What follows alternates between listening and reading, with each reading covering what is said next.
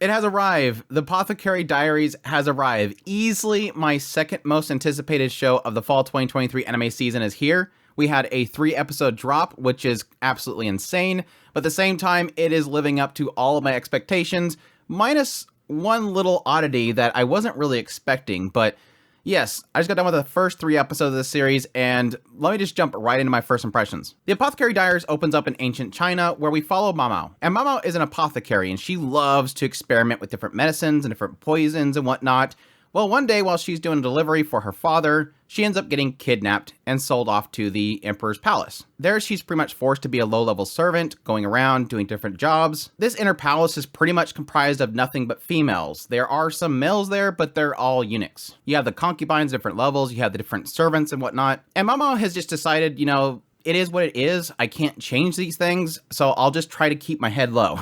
Just keep my head low, get through my years of service, and hopefully get out of here. Well, eventually she starts hearing some rumors going around. These 2 concubines, Gyokyo and Luha, have just given birth to princes. Well, both of them have suddenly gotten very ill. And Mamao hears of this, the fact that they're having a lot of headaches, nausea, all this kind of stuff, and immediately kind of clicks in her head the possibilities that might actually be happening. Mamao has a massive love for researching different medicines and poisons, so she can't help herself but her mind kind of running with it.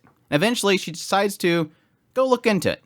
Go take a sneak peek and see if she can figure it out. Well, she ends up coming across both the concubines arguing in the middle of a courtyard. One of them claiming the other one has actually poisoned them and trying to get their prince killed. And immediately, Mamao spots something that she feels the physician, the doctor, is not noticing. But she doesn't really know how to tell them.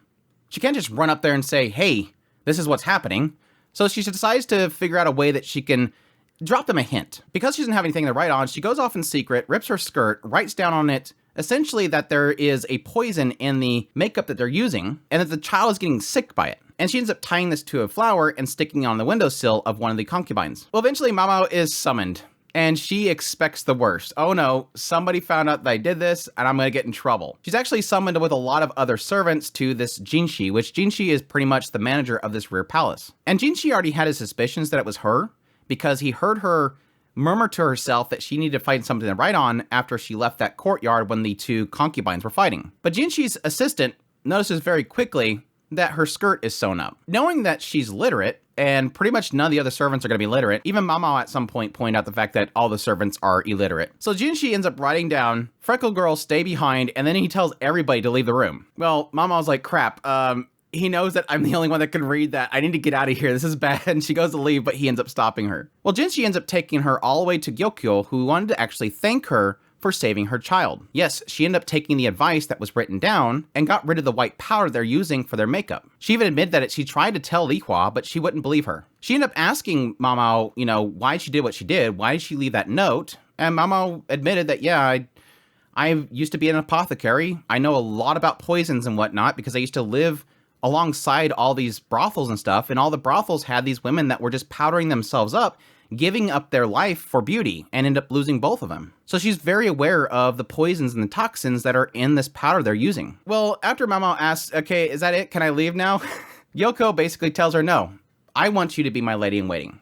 So now Mamao is the lady-in-waiting to pretty much the emperor's favorite concubine. And we get a little brief shot later on that Jinshi, this manager of the inner palace, or the rear palace, is actually wanting to use Mamao for his own gain. He knows the knowledge that she has in poisons and whatnot could be very useful, and so he's wanting to try to seduce her. And he's pretty much got in his mind that he could shoot a glance at any woman in this palace, and they're just all over him. But of course, being a eunuch, he doesn't really have anything to have children. He was actually sent there by the emperor because the emperor trusts him and wants him to essentially be there to test the loyalty of all the concubines. Essentially, if anybody is won over by Jinshi because he's so beautiful, they're going to get kicked out. The emperor wants all the concubines to be faithful to him. So yeah, his attempts to try to swoon Mamao is not working. She finds him extremely creepy. And thus we start our days of Mamao being the lady-in-waiting to Gyokyo. Now, very quickly, when she starts her first day working there, all the other ladies in waiting notice that she has this bandage on her arm. So they all assume that she was abused by her parents and sold off to the emperor, when in actuality, the bandage on her arm is actually where she used to test poisons. So they're not really having her do any work. But she does have one job, and that is to be a taste tester for poison, which she passes in flying colors because she notes a lot of things like the type of plate and stuff that they're using can often enhance or change the poison itself or detect it. And additionally, she can just smell the stuff and know immediately if there's poison in it. But she also knows the idea that she's not the best choice for being a poison taster because technically she's immune to a lot of poisons because she's always been testing it and building up her immunity. But still, she can tell by smell and whatnot what is poison or not. And what kind of follows this is, as Mao is now the lady-in-waiting to this concubine, she's also doing a lot of work on the side that Jinshi kind of asks her to do. There's one case where this military group is poisoned, and then she has to figure out what exactly happened to them. Later on, there's this case of a sleepwalker, and she has to deduce what exactly happened there, and so on and so forth. So my thoughts on the Apothecary Diaries.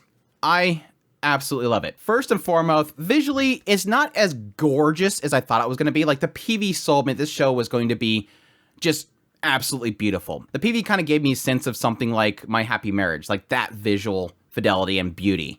This is still a very good looking show, don't get me wrong. It just wasn't to the extremely high calibers that I was expecting. Visually, it's still nailing the setting and everything. This is a fictional ancient China, but it's still nailing it. The aesthetic, the outfits, the backdrops, the backgrounds and all that kind of stuff. It just looks absolutely gorgeous. I still visually love it. And even when it gets really comical, which I wasn't expecting it to be this comical, it really does nail those comedic beats by just having these really goofy characters with expressions and whatnot that just really sell it. Or Mamo is just an absolute goofball. And again, I wasn't really expecting her to be an absolute goofball. And it just nails it because one, you have the Seiyu, which is Aoyuki, and then second, you have them just doing these really expressive face and just really nailing the comedic beats. It just visually just sells it. Audio, it sells it and everything. And additionally, music-wise, it's fantastic. I mean, we have Kevin Pink in here that's doing some really amazing drops on this. The third episode, when it gets to the later part of the third episode, which I don't really want to spoil it, but it just gets super emotional, get the vocals in there and everything. I was like, holy crap, why is this show making me cry? I wasn't expecting, especially third episode, with a side character to get emotional. And it was literally getting emotional. Like, everything was just hitting. But no, character-wise, I absolutely love Mao. I think she's absolutely fantastic. And like I said earlier, I wasn't really expecting it to be this comedic. And there was a side of me that was a little bit hesitant early on. Because episode 1 opens up with the idea that Mao is going to do this delivery. Immediately, you notice these thugs. And it's already showing shots of her getting kidnapped on the side. And then suddenly out of nowhere, she's out there geeking out over herbs in this area. And she's picking herbs. And then suddenly these guys show up. And it looks almost comedic. It's like, okay, she's getting kidnapped and she's going to be sold off to forced servitude. And it's even worse than the idea that while she's working in the palace, part of her pay goes to those that kidnapped her.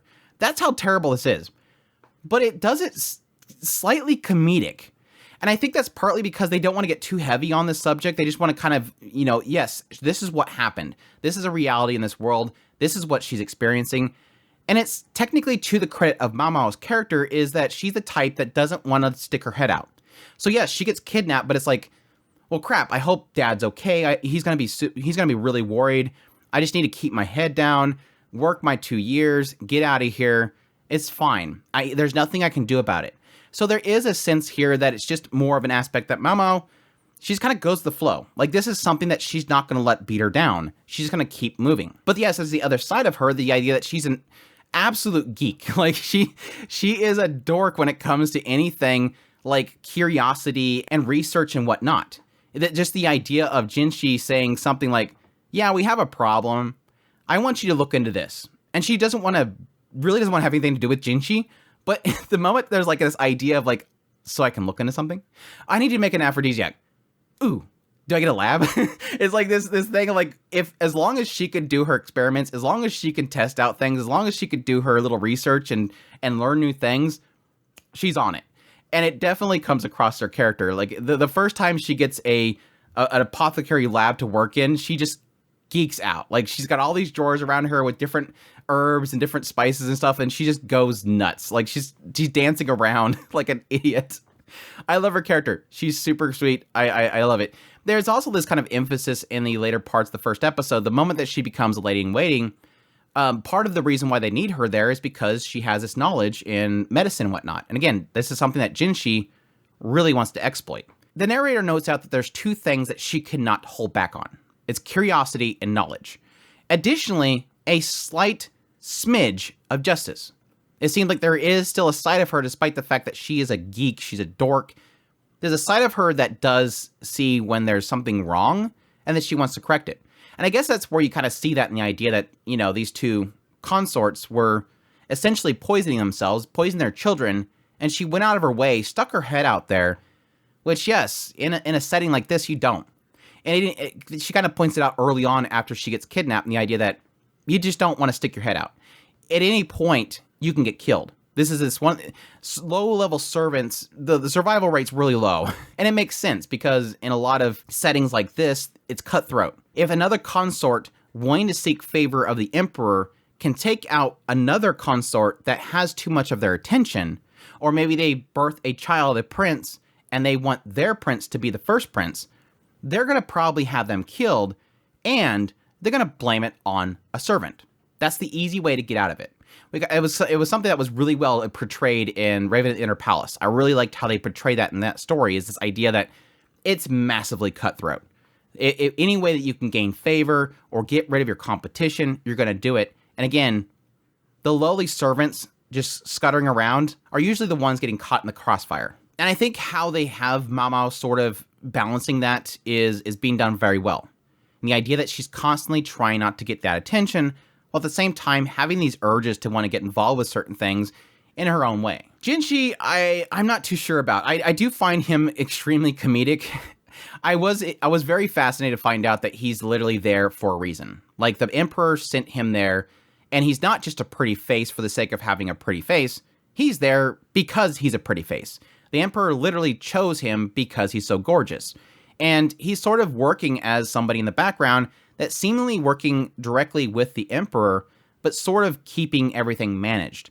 It was a little bit curious to find out that he is contacted about people on the battlefield in order to research a poison that happened out there. So maybe he has more power than just being the manager of the rear palace. Maybe he has more influence than just that. I mean, Mamo makes a joke in the idea that it seems like he has a lot of power over a lot of people.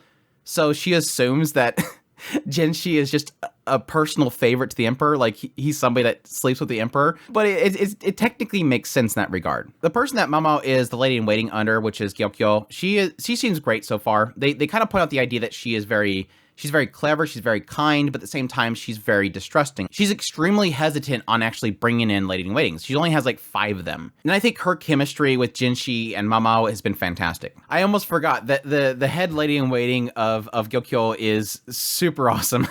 I love the first meet with her and this idea that she was basically discussing pay with Mamo.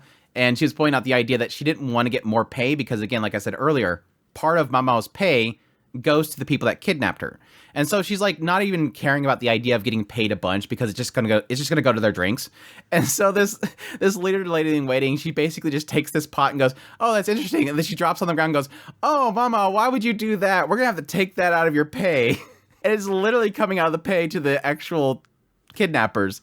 And then she ends up giving Mama a bonus on the side that she doesn't have to split with them. And I thought that was amazing. I thought she was fantastic for that. Again, like I said, this is technically a setting and a setup in this inner palace area that is, again, very cutthroat.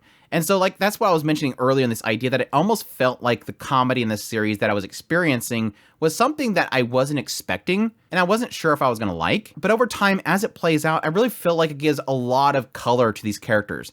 These characters just come to life with the goofiness, the heartfelt moments, and all this kind of stuff all mixed together. Rather than it just being a bunch of stone-faced characters, and Mama was going around just solving mysteries and always looking dead serious about every situation, they feel more alive. I feel like I can connect to Mama a lot better in the idea that I can see that she has this goofy side that just constantly comes out. And despite that, I really do feel like with episode 3, although the beginning moments of it, I wasn't really sure if I was going to like that episode, it really did show me in episode 3 how this show can really get serious and really get emotional.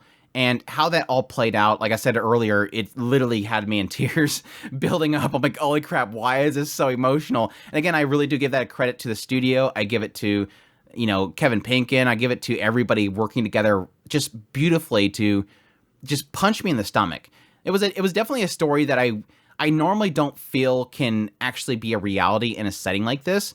But even still, it plays out so beautifully that I didn't really mind it. I really am looking forward to her experimenting more with different medicines and stuff like that, concocting things. I think the whole bit of her making an aphrodisiac chocolate and how the other lady in waitings decided to sneak a bite. They all ended up together in a room.